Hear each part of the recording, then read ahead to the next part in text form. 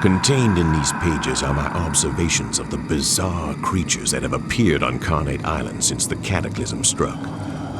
The creatures emerge in a variety of ways, but many of them appear to come from within the island itself, as if the very earth of Carnate were poisonous and vile. Though I scarcely have time to keep a journal like this while trying to keep myself alive, my inquisitive nature forces me to write down what I see, in the hope that I might better understand it. But how can this unspeakable horror possibly be understood? It is as if Carnate's horrific sins, both past and present, are being brought to life in a pageant of death. Slayer. I first witnessed these creatures jumping out of the ground itself. Their heads were detached from their torsos, held aloft by hideous contraptions. Their limbs have been replaced by blades of the sharpest steel. To my eyes, they appear to be a manifestation of decapitation. Yet it seems improbable anyone ever had their head chopped off an abbot. I suppose on Carnate anything is possible. I have dubbed these monstrosities Slayers. Marksman. Based on the battery of rifles attached to its back and the blindfold around its head, this marksman appears to be the reincarnation of a military firing squad. Abbott was originally a POW camp during World War II, so it seems likely they would have had executions of that sort. Indeed, there are stories of a rogue colonel who was to be court-martialed but instead took his own life. Perhaps he is connected to these abominations. Mainliner.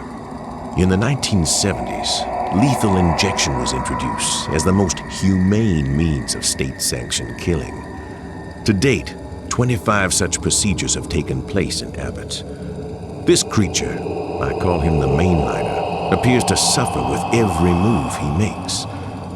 Perhaps the mixture of sodium pentothal, pancuronium bromide, and potassium chloride in his veins is not to his liking. The numerous needles jabbed into his body cannot help his disposition. Nooseman. Not only is this Nooseman dead from being hung by the neck, but he also appears to have had his skin removed. I wonder if these creatures are tied to the legendary story of the inmates who, outraged by the death of fellow workers in a quarry mining accident, hung and skinned 5 COs. The Noosemen are more supernatural than many of their brethren, ripping themselves straight out of the ceiling in some entirely impossible manner. Burrower. These burrowers are some of the most lethal creatures I have encountered, primarily due to their ability to spring forth from the ground itself and just as quickly resubmerge. They're closely tied to the very soil of Carnate. A theme among these monstrosities. Its appearance is of a human body tied up in a gunny sack and constrained by leather straps, with deadly steel chains attached at various locations. I believe they represent those buried alive. Fester. Continually emerging from the slave ship, these are the festering creatures who foil my attempts to escape this confounded rock. Rats live within their flesh, writhing within it and then springing forth randomly. They appear to be a reincarnation, not of the slaves, for then they would be of darker skin tone, but instead of the slave traders. In this form, they are forced to live out again and again the fate they forced upon those hapless slaves. Inferno. From what I have witnessed, this manifestation of evil appears to have 2 distinct forms. The first, a young girl in Puritan dress, perhaps 13 years of age. This transforms into an altogether more disturbing flaming creature. Both clutch a small handmade doll. To my mind, there is no doubt that these creatures are tied to the 3 young girls who made witchcraft accusations in the late 1600s and led to the incendiary death of 11 innocents. Dr. Killjoy. One of Abbott's most persistent legends tells of Dr. Killjoy, the quite insane psychiatrist-surgeon who ran an asylum on Carnate. Doing research of my own, I found that he did indeed exist, though which stories are true and which are fabrication is anyone's guess. Since the cataclysm, I have 3 times seen a surgeon formed of pure light, reminiscent of 16mm film projection come to life. Could this be the fine doctor? Horace. Many inmates break once inside Abbott, but none have snapped more extremely than Horace Gage, who, the tale goes, became convinced his wife wasn't safe without his protection and sliced her to ribbons during a conjugal visit. He ended up in the mercy chair, electrocuted by Abbott's then executioner Hermes Haight. For years, inmates have said he haunts Abbott, and I believe I saw him 10 minutes ago. I surely wish I had not. Hermes. Since the cataclysm, I have several times found myself mysteriously surrounded by noxious green fumes. I have fled in each case, and I think if I had not, I might not be alive to write this now. Within the gas, I have seen a humanoid who seemed to take great joy in the prospect of my death. Could this be Hermes, Abbott's resident executioner for several decades? If I recall, he took his own life in the gas chamber. I only briefly saw this enormous creature a single time, near the docks. I cannot even begin to describe him, save for one thing. He seems to be quite literally connected to an inmate, the convicted killer Torka. Incredible as it may sound, this creature appears to have a miniature version of Torka attached to him via a long umbilicus. Beyond that, I can only say that I view him as the most evil of all the creatures, a pure manifestation of fury and hatred. Tork's family. In one of my other entries, I discussed Torka, the notorious inmate who seems at ease dispatching these creatures. I recall seeing in the Sun a picture of the man's ex-wife and 2 boys, and I have drawn it here from memory. I remember they were a beautiful family, and it seems unbelievable that any man so blessed would have the audacity to kill them so savagely. But as we all know, beauty alone is often not enough. When Ernesto took his job at Abbott, I was far from excited. When he told me we would need to move to Carnate Island as well, I was not happy at all. But I tried to find a good side to the situation. I've always been interested in the history of unique places. What kind of history would we find on Carnate?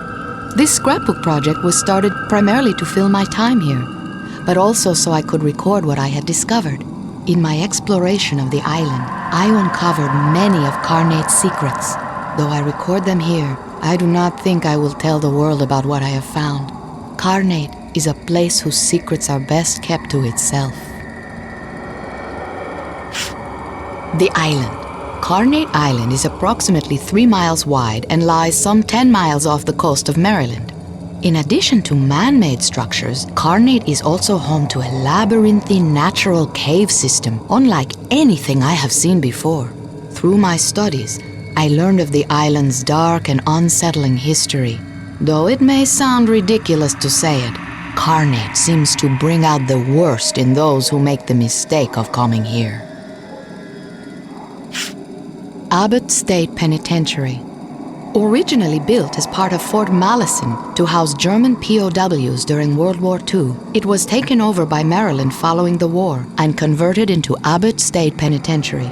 Mostly built out of local quarry rock, the prison is now home to nearly 1,000 inmates and has the worst safety record and highest homicide rate of any prison in the Maryland Department of Corrections system. The state also carries out the majority of its death sentences here. The Death House. The most ominous structure inside of Abbott is the death house. Electrocution, gas, and lethal injection have all been used within its walls, though only the last is still used today.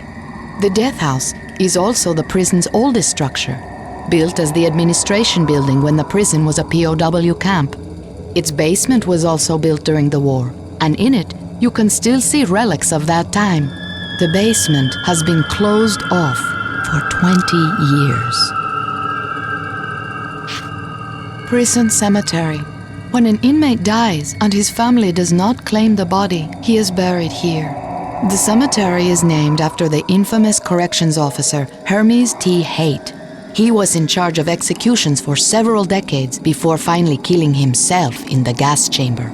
Also buried here is notorious inmate Horace Gage, who savagely killed his wife on a conjugal visit. To me, the cemetery is the most bleak and depressing place on all of Carnate. The Quarry. At the same time the prison started operation, digging commenced at Carnate Quarry. Prisoners were forced to work this quarry for 12 hours a day, cutting the rock that would be used to build the prison walls. Work conditions in the quarry were far from ideal. Inmates who complained were severely disciplined. Carnate Quarry has not been in use since the 1960s, with its mining equipment simply abandoned where it stood to rust and collapse. Cave-in. At some point in the mid-50s, weak mineshaft support beams gave way and trapped a number of quarry workers under several tons of rubble.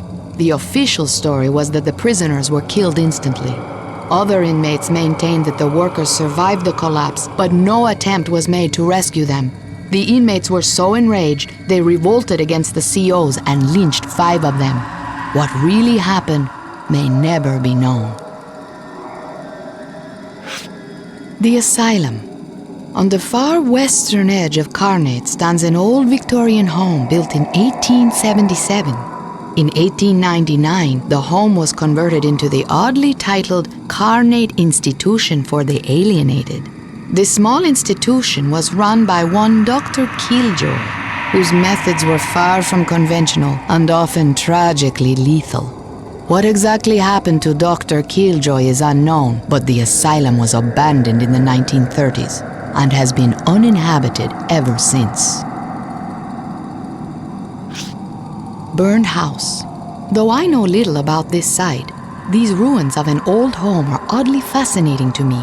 The small house appears to be from the mid-19th century, and I would say it certainly predates the asylum. Nearby is an old abandoned well that seems to be especially deep. Since the house burned down, one cannot help but wonder if Carnate itself was trying to drive away the people who lived inside it, if one chooses to believe in such things. Slave shipwreck. On the northwestern beach of the island is a massive shipwreck from the early 18th century. The ship carried a cargo of slaves and was en route to Norfolk when it was knocked off course and crashed. Apparently the traders feared releasing the slaves they carried and instead left them trapped in the hull where they were slowly eaten by rats. How the ship has survived the elements nearly 3 centuries is certainly a mystery. The Bluff. On the south side of the island near Fort Malison, there is a bluff which appears to have been forgotten since the 1940s. Along the ocean side of the bluff are 3 wood posts riddled with bullets to which dead bodies are still attached. This seems to be the site of the little-known 1944 execution of 3 American soldiers, executed on suspicion of treason. No actual evidence of wrongdoing was ever found. World War II Fort. Built in 1942, Fort Malison served as both coastal defense facility and POW camp. The fort had some 250 men and held approximately 1,000 prisoners. The fort's most notorious story is of its colonel, who executed 3 of his men for treason because a German airplane crashed on the island. A subsequent court-martial found no evidence to justify these executions, and the colonel ended up taking his own life. Old Cemetery. This cemetery is home to the remains of 11 Puritans who were accused of witchcraft and burned at the stake in 1681. Witch burning was all but unheard of on this continent, with other suspected witches, such as those in Salem, having met their demise at the end of a rope. It appears that hanging was not enough for the residents of Goodsmouth, no doubt because Carnate Island is a place that drives people to extremes. Burning site. In the 17th century, Carnate was home to a small Puritan village named Goodsmouth. In 1681, for unknown reasons, a 13-year-old girl accused several townsfolk of witchcraft. Joined by two close friends of hers, the trio formed an unholy alliance, which led to the burning of 11 people, all of whom are interred nearby. Shortly thereafter, the girls mysteriously disappeared. This is the place where those terrible burnings occurred. The Lighthouse. The lighthouse is the oldest standing structure on Carnate Island. Its cornerstone states its date of construction as 1834. The light was originally oil-powered, but since the 1950s has run off of a nearby generator. Similarly, the lighthouse's rotation was originally powered by a system of gears that would periodically need to be re-cranked. To this day, when the power goes off, the motion needs to be restarted by hand cranking. The town. Built on the site of the Puritan village of Goodsmouth, this town is home to nearly 30 corrections officers and their families. It has a single dilapidated general store, a small overgrown park, and a church that for as long as anyone can remember has had no minister. It is generally agreed that no one would live in this depressing place were it not for the daunting distance back to the mainland and lack of ferry service. The docks. The only functional dock remaining on Carnate, this is the sole point of entry for inmates and their visitors, as well as corrections officers, and those of us who happen to be married to them. I remember the first day I came to Carnate. It was raining in sheets, and the ship had trouble docking. I remember thinking the island didn't want us coming here. I've long thought it would have been better if we had turned back then.